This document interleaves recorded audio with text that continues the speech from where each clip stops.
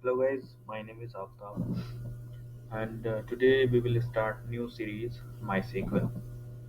In this series we will learn about data, how to access database and how to create database and how to storage all files and data inside database.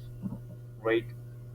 So initially we need like install MySQL. So it's very easy. You can just write command if you have Ubuntu MySQL install MySQL, and if you have Windows, so you can easily download exe and execute. And if you have any query and doubt, you have any stuck about like installing MySQL, so you can comments me. I definitely revert. It's very easy, not a tough, right? So guys, first of all, after installing MySQL, you need once MySQL friend for using MySQL. You can use also a command line, but it's easy if you are using MySQL friend, right? MySQL friend like admin, PHP admin, Workbench, NoSQL. So it's like I'm using admin, so it's very easy. Just admin, go to admin, and you can download file English version, right? So you can easily download MySQL file, and after downloading file, this file put it inside HTML directory and easily hit your browser.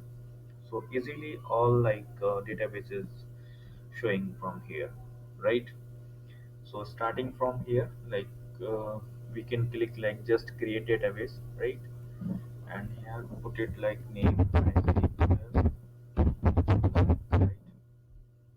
And just say it's very easy creating database perfectly. We can go by command like exit here, like command MySQL minus user, right? Password, password. So here now you go to in MySQL through command, and here is right command use MySQL already used, and just click show tables. So here is nothing table. So it's very easy to admin how to create MySQL and how to create database, right? So it's done how to create database, right? And next video we will learn how to create tables inside MySQL. If you have any query, any doubt, any problem about installing MySQL or installing MySQL friend, you can comments me. I definitely revert. Thank you so much for watching. Thanks a lot.